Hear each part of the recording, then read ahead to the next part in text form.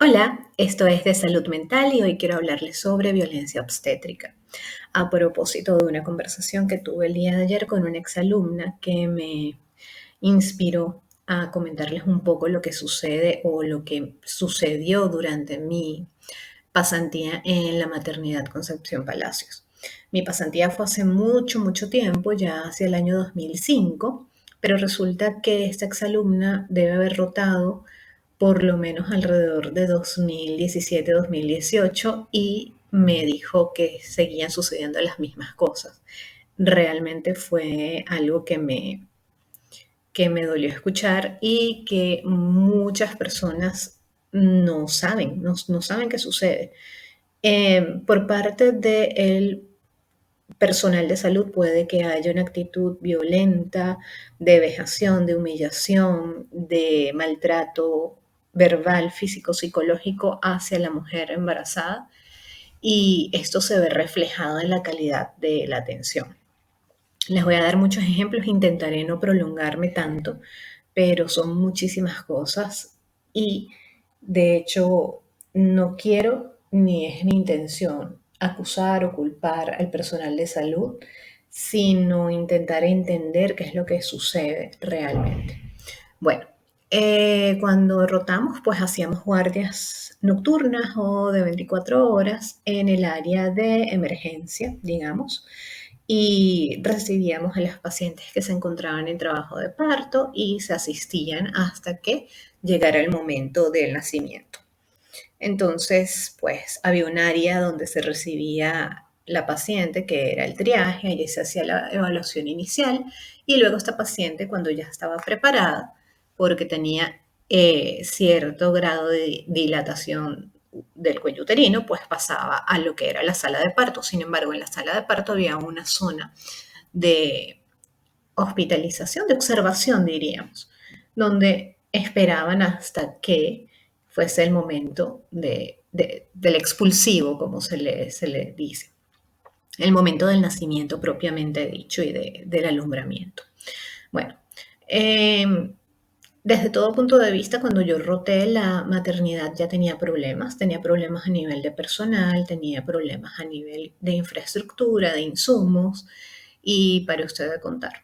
Entonces, pues evidentemente esto afecta a todo el que va, tanto a recibir el servicio como el que va a brindarlo. Muchas veces lugares sucios, no había con qué limpiar, no había suficientes cosas con qué limpiar. El personal ya estaba bastante desmotivado y no hacían las labores que les correspondían hacer. Los bajantes de basura, vamos a decir que eran como unas tuberías grandes, grandes, estaban tan viejas que se abrían como cuando tienes una costura a punto de reventar en una ropa y se le salían porciones de desechos, de bolsas de suciedad.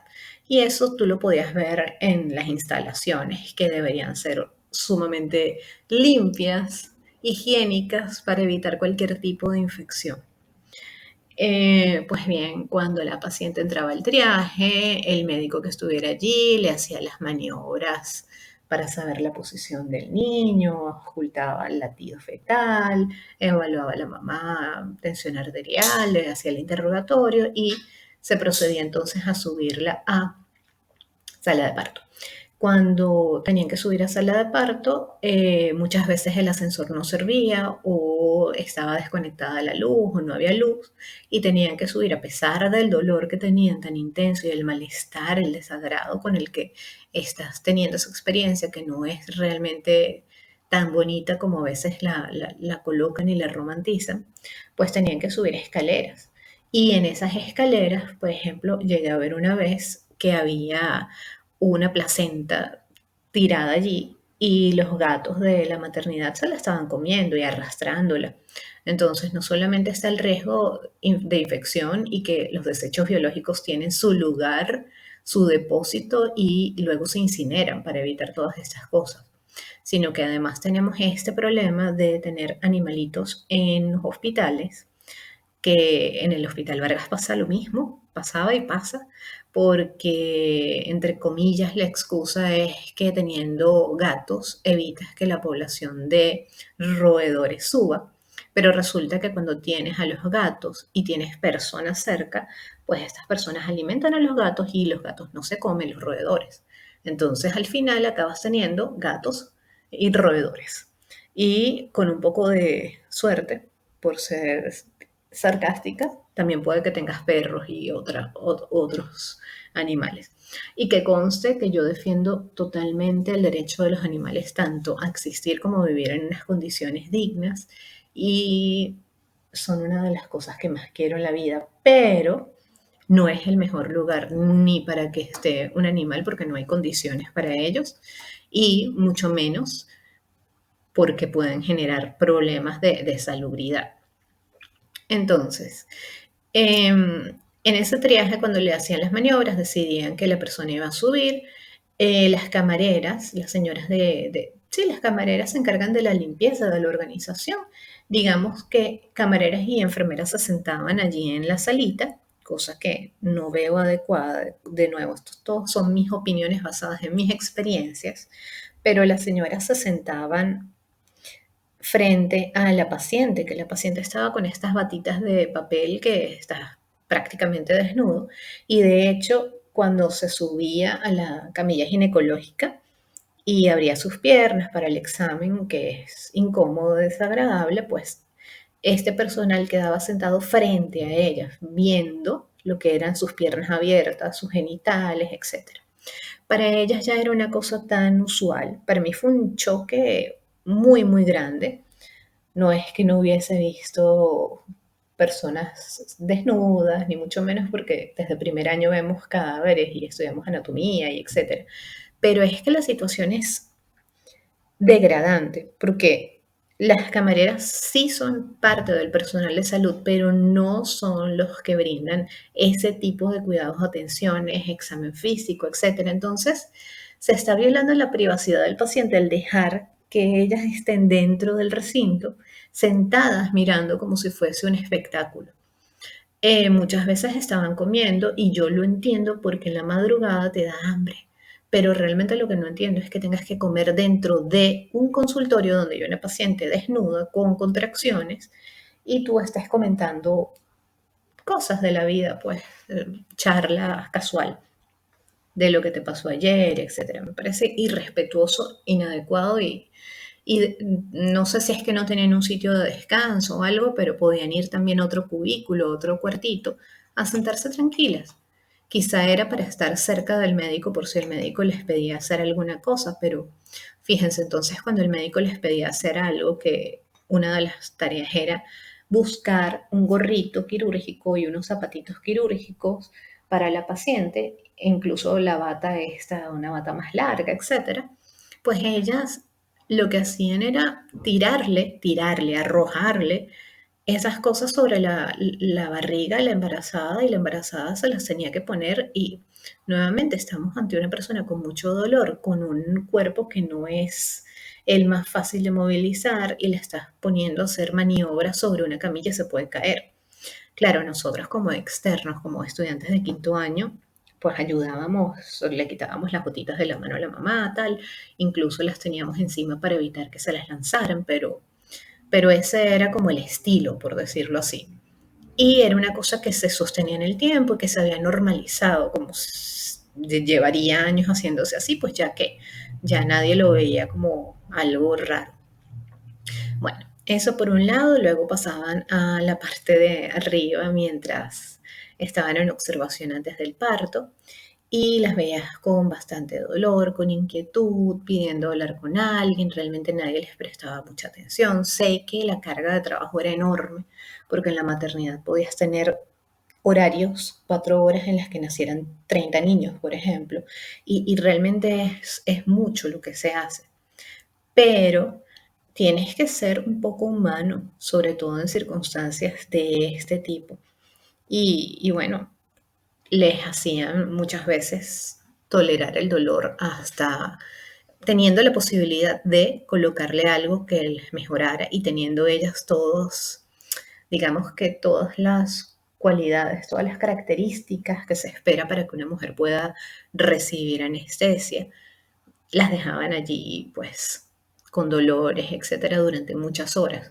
El trabajo de parto puede ser muy largo, sobre todo en madres primerizas, y justamente una madre primeriza, un embarazo que es la primera vez que estás viviendo una situación así, pues tiene a su alrededor pues mucho temor, mucho desconocimiento y creo que amerita que se le atienda.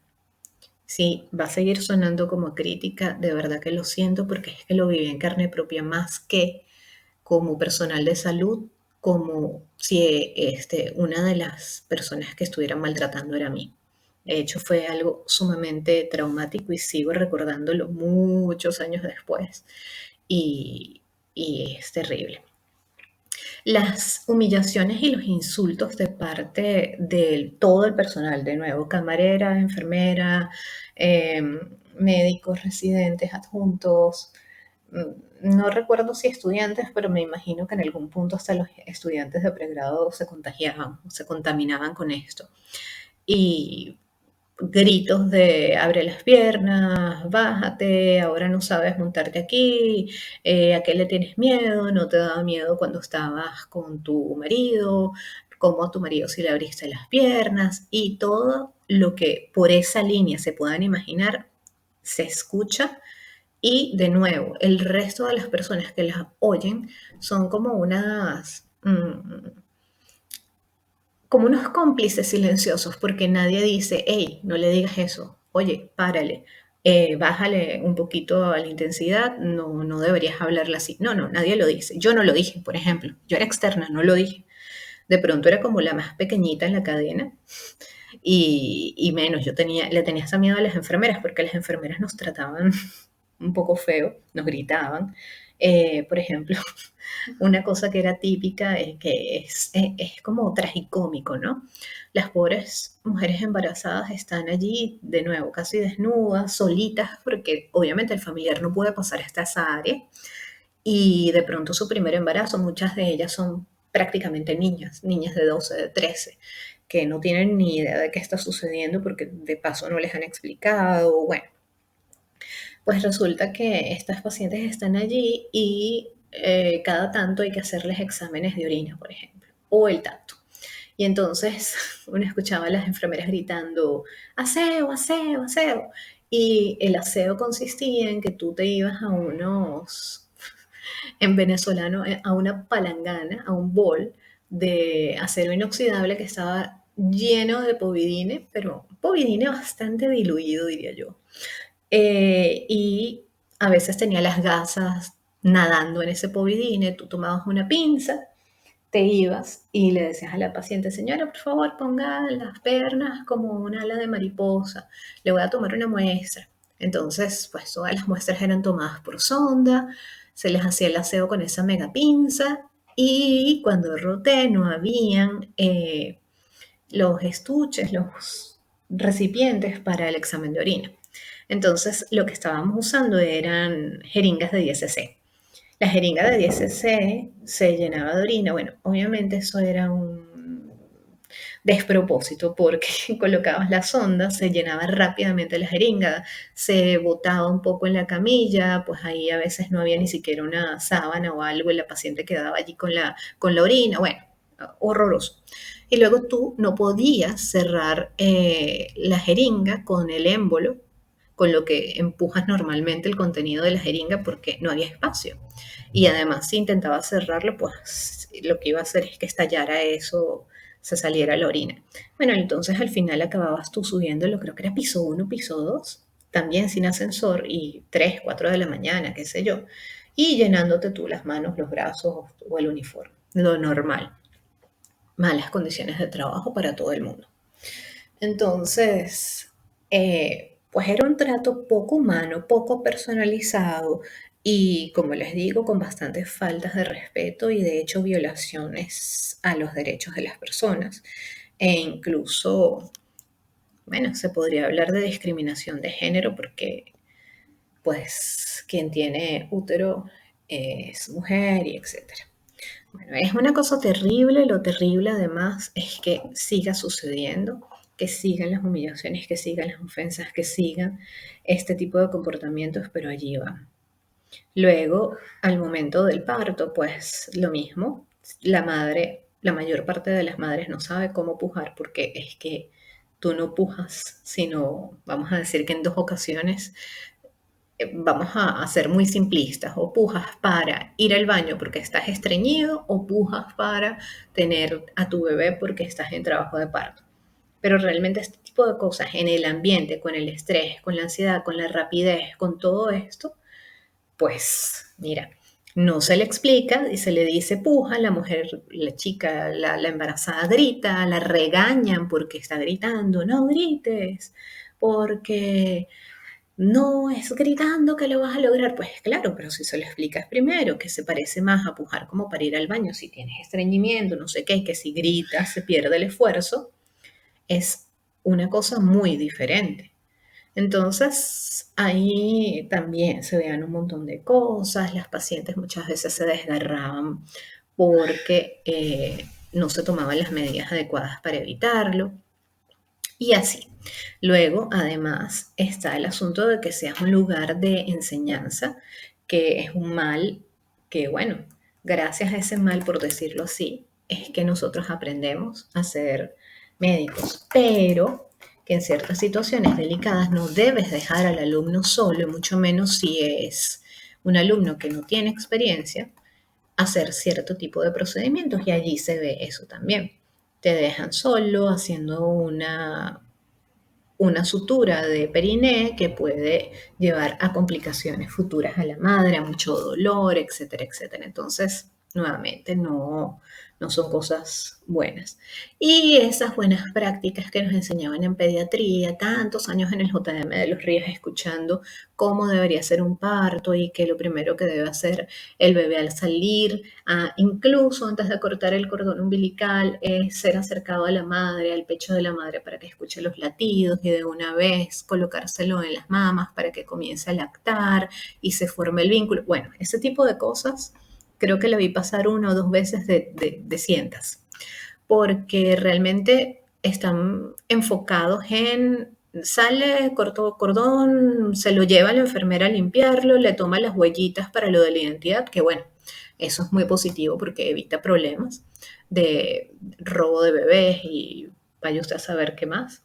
Pero es poco humano con la madre. La madre no ve al niño, la madre no sabe qué pasó, la madre si acaso escucha llorar a un niño y no sabe ni siquiera si es el de ella porque ella en otro cuarto. Entonces, de nuevo, nosotros con nuestro miedo de externo le decimos, mamá, sí, ya salió, todo está bien, lo estoy viendo, está muy lindo, tal, como para hacerla sentir más confortables y cónchale, si fuese mi mamá, si fuese mi hermana, si fuese mi hija o si fuera yo, me gustaría que me trataran así y es tan sencillo como eso. Pero bueno, no, las cosas no funcionan así. El otro caso, y por lo que llegué a la conversación ayer, es el asunto de los abortos. Eso era otro capítulo, un capítulo aparte. El hecho de que la persona llegara con un aborto en evolución era ya generador de malas caras, malos tratos, gritos, etc. Sí, es verdad. Yo llegué a ver una chica de unos 17 años que llegó y el médico que la atendió, yo vi que ya la había atendido antes por abortos y que eran abortos provocados. Y de hecho fue muy desagradable porque la tenían como las ponían en fila, como que a ver, pon a todas las que vienen por aborto. Las ponían así en una fila como si fuera una cárcel de mujeres y de nuevo, perdón si ofendo, si es muy desagradable lo que digo o si estoy denigrando de los recintos carcelarios, aunque, ay, nuevamente, las cosas que hemos visto en Venezuela, pues los recintos carcelarios distan mucho de lo que deberían ser, pero eso es un tema aparte. Bueno, les ponían en fila y resulta que este señor le preguntó, ¿ese es tu primer aborto? No. ¿Cuántos abortos te has hecho? Y ella dijo, qué sé yo, 5 o 6. Y entonces él, con el guante, le metió la mano en su vagina, así parada, se olió, olió con el guante y le dijo tal cosa. sea, le dio el nombre de un medicamento, como de decirte paracetamol, que no es. Y sí, era así, entonces yo me quedé así como asombrada. Y es que ese medicamento es muy famoso, lo compran en los bajos fondos y no en tan bajos fondos, precisamente para abortar. Un fármaco abortivo que originalmente esa no es su función, pero bueno, lo genera.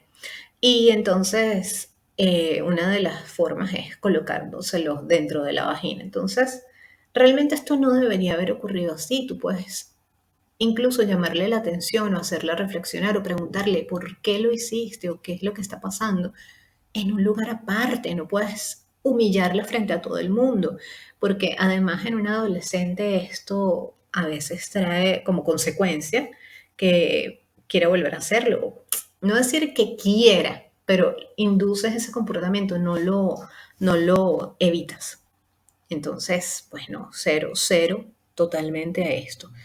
Y luego, bueno, pues venía el procedimiento de la revisión obstétrica o el curetaje y muchas veces o no había anestesia o no les colocaban anestesia y nada, son procedimientos dolorosos. Así como es doloroso e incómodo el tacto, pues las revisiones uterinas y lo que es la limpieza y el curetaje es doloroso y no debería nadie vivirlo sin anestesia, a menos que estuviéramos en una condición de hospital de guerra textualmente. Y bueno, es eso o que la madre pueda tener una sepsis, pero teniendo anestésicos allí, elegir no ponerlos es una violación, es violencia. Había dos tipos de revisiones uterinas, una era bajo anestesia y la otra sin anestesia, y recuerdo que preferían hacerla sin anestesia porque a pesar de que había anestesia, pues había que esperar al anestesiólogo, etcétera, etcétera, y era como más engorroso desde el punto de vista administrativo. Pero cuando hablamos de una revisión uterina, estamos diciendo que la mano del médico o de la doctora va a ir hasta el cuerpo del útero y va a limpiar los restos que hay allí. O sea, si ya el tacto, que es llegar al cuello, que es la parte más externa, es doloroso e incómodo porque te están metiendo una mano humana de adulto, imagínense lo que es ir hasta dentro del órgano y sin que nadie te cede. Y de paso, si pueden, te dicen que no llores o que no te quejes o que no grites. Pero Dios mío, ¿cómo no vas a gritar si es que te están reventando por dentro? Entonces, miren, esta es mi experiencia, yo lo he conversado muchas veces y muchas personas me han dicho, uy, no, yo la pasé fantástico, es maravillosa, la maternidad la amo, de hecho muchos compañeros se hicieron obstetras, etcétera, pero a mí me marcó, a mí me lastimó, a mí me sigue molestando y pues me sorprendió, me sorprendió favorablemente que esta persona, sin haberle yo hecho ese comentario nunca, me lo hiciera de manera espontánea, esta exalumna. Mm, Me agradó ver que era sensible, me desagradó y me hizo sentir muy mal que las cosas se repitieran tantos años después y que nada haya pasado, que las cosas, las condiciones no mejoren.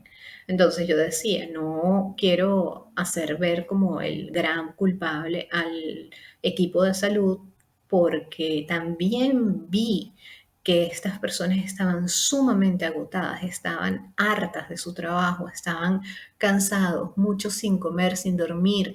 La vida de residente, de guardias nocturnas es fea, el ambiente si está sucio no ayuda, si se te está abriendo el bajante de la basura y parece que te va a caer una bolsa llena de cochinadas encima, pues no ayuda.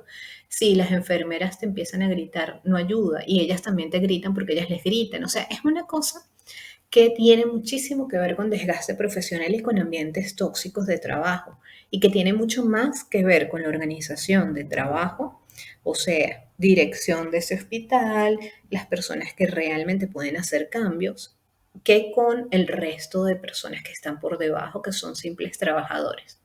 Que sí, que todos tenemos la oportunidad de decidir actuar de la manera correcta, de la manera humana, de la manera que nos gustaría ser tratados, sí, pero a veces como que el medio absorbe a la persona y los empuja o les hace olvidar. Y esto es muy característico del burnout, que ya tú te deshumanizas, empiezas a tratar al paciente como un número, como una cosa, como una tarea por terminar. Está descrito, es una entidad clínica. En el CIE 11 ya lo toman como una enfermedad laboral y en este tipo de ambientes en los que tienen que hacerse las cosas rápido, se pueden complicar, hay mucha demanda de servicio y pocos trabajadores, no hay mucho poder de decisión, pues está el caldo perfecto para que ocurra. Pero esto no quiere decir que esté bien. Esto no quiere decir que debería seguir sucediendo. A todas estas personas habría que llevarlas a un entrenamiento, necesitarían asesoría psicológica, necesitarían más descansos, etcétera, etcétera, etcétera. Pero todo eso conlleva a un mayor gasto en salud y muchas cosas que a veces no se pueden permitir ni los países ni los gobiernos o ni siquiera se pone en evidencia que esto sucede. Y bueno, la cosa es que los pacientes tienen derechos, los trabajadores tienen derechos, los trabajadores del personal de salud también tienen derechos y que todos desde su nicho deberíamos reclamar. Me da culpa que yo no reclamé de externa y que como todo el mundo decía, bueno, eso siempre ha sido así, pues yo también me quedé callada. Pero no, no hay que seguir callados, hay que buscar cambiar la situación porque es que esto no debe ser. Y esto prolonga, así como tienen este parto que es violento, que es deshumanizado. Ah, se me olvidaba una cosa. En la época en que roté, estaban enseñando a los residentes a utilizar forceps. Se me olvidó esto, porque en el JM de Los Ríos no lo inculcaron hasta el cansancio. Los forceps se tienen que usar solamente en las condiciones más restringidas, cuando ya se han intentado otras cosas, porque son riesgosos para el feto. Bueno, desde el punto de vista de psiquiatría luego, he visto que muchas veces un parto prolongado, un parto difícil, un parto con forceps, tiene que ver con la presencia de enfermedades o condiciones psiquiátricas. Pero entonces esto de vamos a enseñarle a los chicos a usar forceps y vamos a colocarle forceps a todo el mundo, lo requiere o no, no está bien. No puedes hacer procedimientos que no estén indicados y llámenme papista o llámenme sumamente estricta o me pueden decir y cómo van a aprender, sino es que se va a dar la oportunidad de que llegue un paciente en el que sí sea necesario y allí aprenderás, pero tú no colocas, por ejemplo, vías centrales o no colocas, a ver, drenajes torácicos o lo que sea, simplemente por aprender. Tú tienes que esperar a que llegue el paciente y además no lo colocas solo, lo colocas con tu supervisor que tiene muchísima más experiencia que tú. Entonces, bueno, estas cosas no deben suceder y de verdad que a mí no me agrada mucho el tema de por sí que no es una especialidad que me gusta mucho y creo que tiene bastante que ver con esa experiencia en la maternidad. Y bueno, espero que poco a poco, así sea con más tiempo, pues las cosas cambien, porque, porque es necesario. Ya luego hablaremos de las cosas que uno ve entonces en el JM de Los Ríos, de esos niños que involucrado con el tema del aborto, de niños que no fueron deseados, niños productos de violación, niños que se tuvieron porque tenían que tenerse y no porque se deseaban o se esperaban. Y, y son muchas las cosas tristes, dolorosas, terribles que también llegamos a ver cuando pasamos, cuando rotamos por pediatría. Es muy fuerte, muy fuerte. Y de pronto a veces ven que doy opiniones como muy severas, pero las doy en base a muchas cosas que lamentablemente he tenido que ver y que han como que han ido quitándome la inocencia, por decirlo de alguna manera, o la fe en ciertas cosas, o haciéndome ser mucho más pragmática, más objetiva, sin dejar de pensar justamente en evitar sufrimiento, en evitar enfermedades, en evitar complicaciones. Pero bueno, para la próxima vez, porque esto está sumamente largo, De nuevo, como siempre, si les gusta escuchar temas médicos, de psiquiatría, medicina, esta vez fue obstetricia, pero fue más crítico que otra cosa. Les invito a suscribirse a este canal, a seguir en Instagram, también hay una cuenta y gracias, gracias, gracias por escucharme. Espero no haberlos ofendido o lastimado porque sé que estos temas son difíciles, pero hay que hablarlos.